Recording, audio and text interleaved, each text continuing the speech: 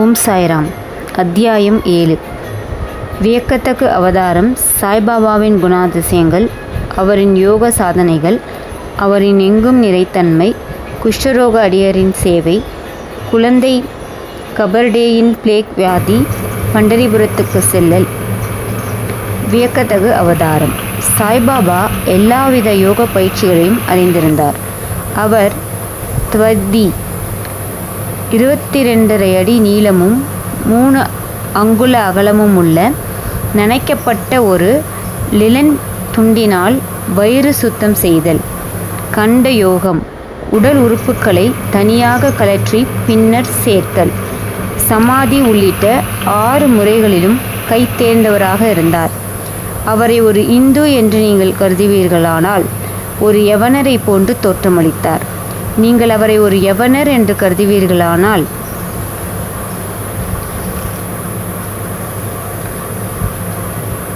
ஒரு சமயாச ஆரமுள்ள இந்துவாக தோற்றமளித்தார். அவர் ஒரு இந்துவா முகமதியரா என்று ஒருவரும் திட்டமாக அறிந்திருக்கவில்லை. இந்துக்களின் விழாவான ராமநவமியை உரிய சகல மரியாதைகளுடன் கொண்டாடி அதே நேரத்தில் முகமதியர்களின் சந்தனக்கூடு ஊர்வலத்தையும் அனுமதித்தார். திருவிழாக்களில் குத்து சண்டையை ஊக்குவித்து வெற்றி பெற்றோருக்கு பரிசுகள் வழங்கினார். கோகுலாஷ்டமி வந்தபோது கோபால் காலா திருவிழாவை, கிருஷ்ணர் மேனியை கருமை நிறமாக்கும் வைபவம், உரிய முறைப்படி செய்வித்தார். இத்திருவிழாவின் போது முகமதியர்கள் தங்கள் தொழுகையை தமது மசூதியில் செய்ய அனுமதித்தார். ஒரு முறை மொஹரம் திருவிழாவின் போது சில முகமதியர்கள் மசூதியில் ஒரு தாசியா அல்லது தாபூத், முஸ்லிம் ஞானியரின் பாடை உருவகம் செய்யவும் அதை சில நாட்கள் மசூதியில் வைத்திருந்து கிராமத்தின் வழியாக ஊர்வலமாக எடுத்து சென்று புதைக்கவும் தீர்மானித்தனர். 4 நாட்களுக்கு தாபூத்தை மசூதியில் வைக்க சாய்பாபா சம்மதித்தார். 5வது நாள் சிறிதளவும் தமது செயலுக்காக வருத்தம் தன்மையே இன்றி மசூதியிலிருந்து அதை அப்புறப்படுத்தினார். நீங்கள் அவரை ஒரு முகமதியர் என்று கூறுவீர்களானால் இந்து மத வழக்கப்படி காது குத்தப்பட்டிருந்தார். நீங்கள் அவரை இந்து என்று கருதுவீர்களானால் அவர் சுனத் கல்யாணம் செய்கிற வழக்கத்தை ஆதரித்தார். ஆனால் பாபாவை நெருங்கிய நானா சாஹேப் சந்தோக்கர் கருத்துப்படி பாபாவுக்கே சுனத் செய்யப்படவில்லை. பிவி தேவ் எழுதிய பாபா இந்து கி யவன் என்ற கட்டுரையை சாய் லீலா சஞ்சிகையில் பக்கம் 562 பார்க்க. நீங்கள் அவரை இந்து என்று அழைத்தால் எப்போதும் மசூதியில் வாழ்ந்தார். முகமதியர் என்றால் துணி என்னும் அகண்ட நெருப்பை அவர் எப்போதும் மசூதியில் வைத்திருந்தார் மற்றும் முகமதிய மதத்துக்கு விரோதமான பின்வரும் 3 பழக்கங்களையும் கொண்டிருந்தார். அதாவது திருக்கையில் அரைப்பது, சங்கு ஊதுவது, மணி அடிப்பது, தீயில் ஆகுதி செய்தல், பஜனை, தண்ணீரால் சாய்பாபாவின் பாதத்தை அக்கிரிய வழிபாடு செய்தல் முதலியன எப்போதும் அங்கு அனுமதிக்கப்பட்டன. நீங்கள் அவரை முகமதியர் என்று நினைத்தால் பிராமண சிரேஷ்டர்களும் அக்னிகோத்திரிகளும் தங்கள் வைதீக சம்பிரதாயத்தை விட்டுவிட்டு அவர் பாதங்களில் சாஷ்டாங்கமாக விழுந்து பணிந்தனர். அவரது தேசம் முதலியவற்றை பற்றி விசாரிக்க போனவர்கள் அவரது தரிசனத்தால் கவரப்பட்டு திகைத்து வாயடைத்து ஊமையானார்கள். எனவே அவர் ஒரு முகமதியரா இந்துவா என்பது ஒருவராலும் நிச்சயமாக தீர்க்க இயலாததாயிருந்தது. இது அதிசயமல்ல. அகங்காரத்தையும் உடல் உணர்வையும் ஒழிப்பதன் மூலம் பரமாத்மாம் இடம் தன்னை முழுவதும் அர்ப்பணித்து சரணாகதி அடைந்து அவருடன் ஒன்றி விடுபவனுக்கு ஜாதி, தேசம் என்னும் கேள்விகள் குறித்து கருத்து கொள்வதற்கு எதுவுமில்லை. சாய்பாபாவை போன்ற அத்தகைய ஒருவர் ஜாதிக்குள்ளேயும் ஜந்துக்குள்ளேயும் எவ்வித வேறுபாட்டையும் காணவில்லை. பக்ரிகளுடன் மாமிசமும் மீனும் அவர் உண்டார். நாய்கள் அவைகளின் வாயால் உணவை தீண்டிய போது அவர் அருவருப்பு காட்டவில்லை. சாய்பாபா அத்தகைய தனி சிறப்பு வாய்ந்த வியக்கத்தகு அவதாரம் ஆவார். முன்னர் செய்த நல்வினைகளின் காரணமாகவே நான் அவர் பாதத்தடியில் உட்காருவதற்கும் அவருடைய ஆசீர்வதிக்கப்பட்ட நட்பை மகிழ்ந்து அனுபவிப்பதற்கும் நல்ல அதிர்ஷ்டத்தை பெற்றேன். அதிலிருந்து நான் பெற்ற மகிழ்ச்சியும் ஆனந்தமும் தன்னிகர் இல்லாதவை. உண்மையில் சாய்பாபா பரிபூர்ண ஆனந்தமும் உணர்வும் ஆவார். அவரின் உயர்வையும் தனித்தன்மையும் சிறப்பையும் போதுமான அளவுக்கு நான் விளக்க இயலாது. அவரின் பாதார விந்துக்களில் ஆனந்தத்தை நுகர்பவன். அவருடையதே ஆன ஆத்மாவிலே சாபித்திக்கப்படுகிறான். முக்தியில் ஆர்வமுள்ள பல சந்நியாசிகள், சாதகர்கள் மற்றும் எல்லாவித மக்களும் சாய்பாபாவிடம் வந்தனர். எப்போதும் அவர் நடந்தார், பேசினார், அவர்களுடன் சேர்ந்து சிரித்தார். எப்போதும் நாவினால் அல்லாஹ் மாலிக், இறைவனே எஜமானர் என மொழிந்தார். அவர் விவாதத்தையோ கலகத்தையோ விரும்பவில்லை. அவர் சில நேரங்களில் கடுமையாக இருப்பினும் எப்போதும் அமைதியாகவும் கட்டுப்பாட்டுடனும் இருந்தார். எப்போதும் முழு வேதாந்தத்தையும் போதித்தார். கடைசி வரை பாபா யார் என்பது ஒருவருக்கும் தெரியாது. அரசர்களும் ஏழைகளும் அவர் முன் சமமாக நடத்தப்பட்டனர். அனைவருடைய ஆழ்ந்த இரகசியங்களையும் அவர் அறிவார். அதை அவர் மொழிகளால் வெளியிட்ட போது அனைவரும் வியந்தனர். சர்வ ஞானிகளின் கருவூலம் அவரே, எனினும் அறியாதவர் போல் நடித்தார். புகழை அவர் விரும்பவில்லை. இவைகளே சாய்பாபாவின் குணாதிசயங்கள். அவர் மானிட உருவத்தில் இருப்பினும் அவரின் செய்கைகள் அவரது கடவுள் தன்மையை எடுத்து காட்டியது. அனைவரும் அவரை ஸ்ரீஹரியில் இருக்கும் பரமாத்மா என்றே நம்பினர். சாய்பாபாவின் குணாதிசயங்கள். பாபாவின் அற்புதங்களை விளக்க தெரியாத அறிவிலி நான். ஸ்ரீஹரியில் உள்ள ஏறக்குறைய எல்லா கோவில்களிலும் அவர் பழுது பார்க்க செய்தார். சனி கணபதி, சங்கரர், சரஸ்வதி, கிராம தேவதை, மாருதி முதலிய எல்லா கோவில்களையும் தத்தாத்தியா பட்டில் மூலமாக ஒழுங்குபடுத்த செய்தார். அவருடைய தர்மமும் குறிப்பிடப்படியானது. தட்சணை என்ற பெயரில் அவர் வழக்கமாக வாங்கி வந்த பணமும் தாராளமாக பகிர்ந்தளிக்கப்பட்டது. ரூபாய் 20 சிலருக்கும், ரூபாய் 15 அல்லது ரூபாய் 50 மற்றவர்களுக்கும் தினந்தோறும் அளிக்கப்பட்டது. இது தூய தர்ப்பணம் என்றும் அதை உபயோகமாக பயன்படுத்தவும் பாபா விரும்பினார். பாபாவின் தரிசனத்தை பெற்றதால் மக்கள் மிக பெரும் அளவில் பயனடைந்தார்கள். சிலர் ஆரோக்கியமும் நலமும் பெற்றனர். கொடியவர்கள் நல்லவர்களாக திருந்தினார்கள். சில சந்தர்ப்பத்தில் குஷ்டம் குணமாக்கப்பட்டது. பலர் தங்களின் மனோபீஷ்டங்களில் பூர்த்தி எய்தினர். குருடர்கள் தமது கண்களில் எவ்வித மருந்தோ சாரோ விடப்படாமல் பார்வையடைந்தார்கள். சில முடவர்கள் கால்களை அடைந்தார்கள். அவரின் அசாதாரண பெருந்தன்மைக்கு ஒரு எல்லையை ஒருவராலும் காண இயலாது. அவரது புகழ் நெடுந்தூரம் பரவி எல்லா திசையிலிருந்தும் யாத்ரீகர்கள் ஸ்ரீஹரியை நோக்கி திரண்டனர். பாபா எப்போதும் துணி அருகிலே அமர்ந்திருந்தார். அங்கு தம்மை ஆசுவாசப்படுத்தி கொண்டார். எப்போதும் தியானத்தில் அமர்ந்திருந்தார். சில சமயங்களில் குளித்தும் மற்ற நேரங்களில் குளிக்காமலும் இருந்தார். தமது தலையில் ஒரு வெள்ளை டர்பனும் இடுப்பில் சுத்தமான வேஷ்டியும் தமது உடம்பில் ஒரு சட்டையும் அணிவது வழக்கம். ஆரம்பத்தில் இதுவே அவரது உடையாகும். அவர் கிராமத்தில் முதலில் வைத்தியம் செய்தார். நோயாளிகளை கவனித்து மருந்து கொடுத்தார். அவர் எப்போதும் வெற்றி பெற்று அகீமை வைத்தியரை போன்ற புகழடைந்தார். ஒரு வினோதமான விஷயத்தை இங்கு கூறலாம். ஒரு அடியவரது கண்கள் சிவந்தும் வீங்கியும் இருந்தது. ஸ்ரீஹரியில் ஒரு வைத்தியரும் கிடைக்கவில்லை. மற்ற அடியவர்கள் அவரை பாபாவிடம் அழைத்து சென்றனர். அதை போன்ற வியாதிக்கு மற்ற டாக்டர்கள் களிம்பு, அஞ்சனம், பசும்பால், கற்பூராதி மருந்துகள் முதலியன உபயோகிப்பர். ஆனால் பாபாவின் சிகிச்சையோ முற்றிலும் தனித்தன்மை வாய்ந்தது. சிறிது பிப்பாவை சலவை செய்பவர் குறியிடும் செங்கோட்டை காயின் பசை கைகளால் 2 உருண்டை செய்து நோயாளியின் ஒவ்வொரு கண்ணிலும் அவ்வுருண்டையை திணித்துவிட்டு துணியால் கண்களை சுற்றி கட்டு போட்டு விட்டார். மறுநாள் கட்டு அவிழ்க்கப்பட்டு தண்ணீரால் சுத்தப்படுத்தப்பட்டது. எரிச்சல் மறைந்து கண்மணி வெண்மையாய் சுத்தமாகிவிட்டது. கண்கள் நுண்ணிய உறுப்பான போதும் செங்கொட்டை பசை அவற்றுக்கு எவ்வித தீங்கையும் அளிக்கவில்லை. இம்மாதிரி பல வியாதிகளை குறிப்பிடலாம். ஆனால் நிகழ்ச்சியே குறிப்பில் உள்ளது. பாபாவின் யோக பயிற்சிகள். பாபா யோகத்தின் எல்லா பயிற்சிகளையும் அறிவார். அவைகளில் 2ஐ இங்கே குறிப்பிடுவோம்.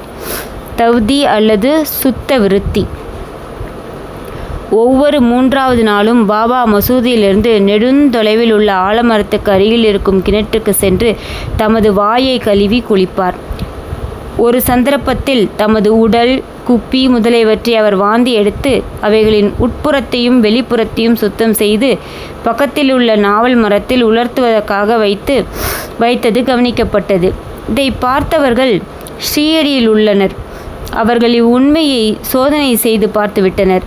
3 அங்குல அகலமும் 22 அடி நீளமும் உள்ள நனைக்கப்பட்ட லிலன் துணியால் தவிதி செய்யப்படுகிறது. இது தொண்டைக்குள் விழுங்கப்பட்டு ஏறக்குறைய அரை மணி நேரத்துக்கு வயிற்றுக்குள்ளேயே கிரியைகள் நடத்த வைத்திருக்கப்பட்டு பிறகு வெளியே எடுக்கப்படுவதே சாதாரண தவிதியாகும். ஆனால் பாபாவின் தவிதியோ மிகவும் தனிச்சிறப்பானதும் அசாதாரணமானதும் ஆகும்.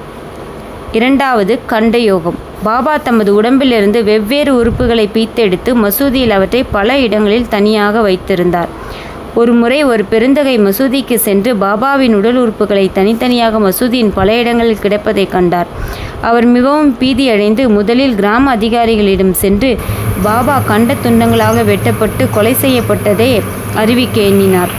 அவரே முதல் தகவல் தந்தவராகி விடுவதாலும் அவ்விஷயத்தை பற்றி சிறிது அறிந்திருந்ததாலும் அவர் மீது பொறுத்து சுமத்தப்பட்டுவிடும் என எண்ணி யாரிடமும் எதுவுமே கூறாமல் இருந்துவிட்டார்.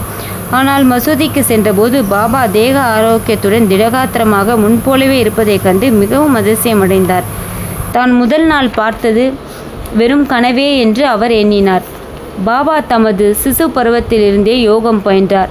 அவர் பெற்றுள்ள திறமையை ஒருவரும் அறிந்திருக்கவில்லை, அன்றி ஊக்குவிக்கவும் இல்லை. தமது சிகிச்சைகளுக்கு எவ்வித பணமும் அவர் வசூலிக்கவில்லை. தமது தகமைகளின் திறத்தின் பயனால் புகழ்பெற்று பெருமையுற்றார். பல ஏழைகளுக்கும் துன்பப்படும் மக்களுக்கும் அவர் ஆரோக்கியம் அளித்தார். வைத்தியர்களிலெல்லாம் தலை சிறந்த புகழ்பெற்ற வைத்தியரான அவர் தமது தேவைகளை லட்சியம் செய்யவில்லை. மற்றவர்களின் நன்மைக்கும் சௌகரியத்துக்குமே எப்போதும் உழைத்தார். தாங்க முடியாத பயங்கர வழிகளையெல்லாம் தாமே பல முறை இம்முறைகளில் தாங்கி துயருற்றிருக்கிறார். எங்கும் நிறைந்திருக்கும் மிகவும் கருணையுடைய பாபாவின் குணாதிசயத்தை எடுத்து காண்பிக்கும் அத்தகைய ஒரு நிகழ்ச்சியை இங்கு தருகிறேன். பாபாவின் எங்கும் நிறை தன்மையும் கருணையும். 1910ஆம் ஆண்டில் தீபாவளி விடுமுறையின் போது பாபா துணி அருகில் அமர்ந்து குளிர் காய்ந்து கொண்டிருந்தார். பிரகாசமாக எரிந்து கொண்டிருந்த துணியில் விறகை நுழைத்தார். சிறிது நேரத்துக்கு பின் விறகுகளை நுழைப்பதற்கு பதில் பாபா தமது கரத்தையே துணி உள்ளே நுழைத்து விட்டார். கரம் உடனே கருகி வெந்து விட்டது. இது வேலையால் மாதவலாலும் மாதாராவ் தேஷ்பாண்டியலாலும் உடனே கவனிக்கப்பட்டது. உடனே அவர்கள் பாபாவிடம் ஓடினார்கள். மாதவராவ் தனது கைகளை பாபாவின் இடுப்பில் கொடுத்து சேர்த்து வலிந்து பின்னால் இழுத்து, தேவா, எதற்காக இங்கனம் செய்தீர் என்று கேட்டார். பின்னர் பாபா தம் உணர்வுக்கு வந்து பதிலளித்தார். தொலைதூரத்தில் உள்ள ஏதோ ஒரு இடத்தில் ஒரு கொல்லனின் மனைவி உலைக்களத்திலிருந்து துருத்தியதில் வேலை செய்து கொண்டிருந்தாள். அப்போது அவளது கணவன் அவளை கூப்பிட்டான். அவள் தனது இடுப்பில் குழந்தை இருப்பதை மறந்து அவசரமாக ஓடினாள். அதனால் உலைக்களத்தில் குழந்தை நழுவி விழுந்துவிட்டது. நான் உடனே உலைக்களத்தில் கையை விட்டு குழந்தையை காப்பாற்றினேன். எனது கரங்கள் வெந்து போனதை பற்றி நான் பொருட்படுத்தவில்லை. குழந்தையின் உயிர் காக்கப்பட்டதை எண்ணி நான் மகிழ்வடைகிறேன். குஷ்டரோக அடியவரின் சேவை. மாதவராவ் தேஷ்பாண்டேயிடமிருந்து பாபாவின் கரங்கள் வெந்து போனதை கேள்விப்பட்ட நானா சாஹேப் சந்தோக்கர் பம்பாயை சேர்ந்த புகழ்பெற்ற டாக்டரான பிராமணந்த் என்பவரை ஆயின்மெண்ட், லெண்ட், துணி, பேண்டேஜ், துணி உள்ளிட்ட மருத்துவ சாமான்களுடன் அழைத்து வந்து பாபாவின் கரத்தை பரிசோதிக்கவும் வெந்ததினால் ஏற்பட்ட தீக்காயத்துக்கு சிகிச்சை செய்யவும் வேண்டிக் கொண்டார். ஆனால் பாபாவினால் இது மறுக்கப்பட்டது. அது முதற்கொண்டு பாகோஜி ஷண்டே என்ற குஷ்டரோகி அடியவரால் பாபாவுக்கு சிகிச்சை செய்யப்பட்டு வந்தது. வெந்து போன இடத்தை நெய் போட்டு நன்றாக தேய்த்துவிட்டு ஒரு இலையை அதன் மீது வைத்து கட்டிவிடுவது அவரது சிகிச்சையாகும். நானா சாஹேப் பல முறை பாபாவிடம் அந்த கட்டை நீக்கிவிட்டு டாக்டர் பரமானந்தை காயத்தை சோதிக்கவும் சிகிச்சை செய்யவும் குணப்படுத்தவும் அது விரைவில் குணமடையும் எண்ணத்துடன் கேட்டுக்கொண்டார். டாக்டர் பரமானந்தும் அதை ஒப்ப பலமுறை வேண்டுகோள் விடுத்தார். ஆனால் அல்லாவே அவரது மருத்துவர் என்று கூறி பாபா மறுத்துவிட்டார். அவரை தமது கையை சோதிக்க அனுமதிக்கவே இல்லை.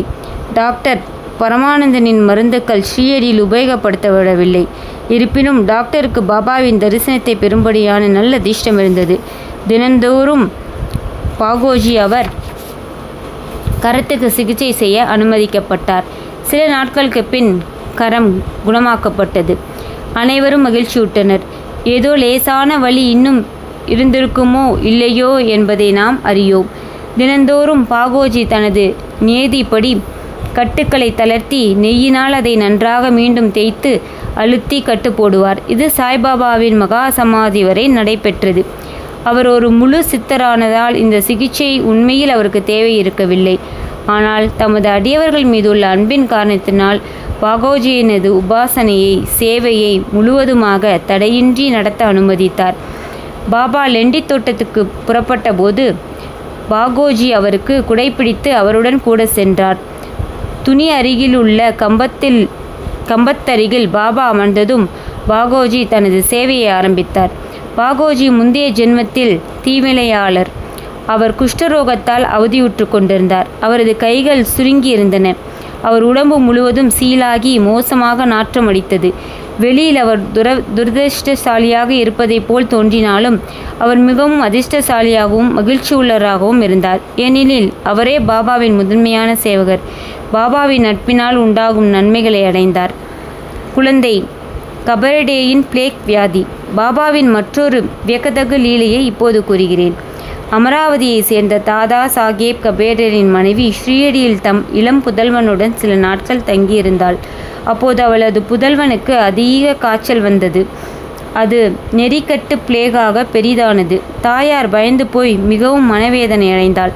பின்பு அமராவதிக்கு செல்ல நினைத்து பாபா வழக்கமாக மாலையில் சுற்றி வரும்போது வாதாவுக்கு சமாதி மந்திர் அருகில் வந்து கொண்டிருக்கையில் அவருடைய அனுமதியை பெறுவதற்காக பக்கத்தில் சென்று நடுங்கும் குரலில் தமது இளம் புத்திரன் பிளேகால் பீடிக்கப்பட்டிருப்பதை தெரிவித்தாள்.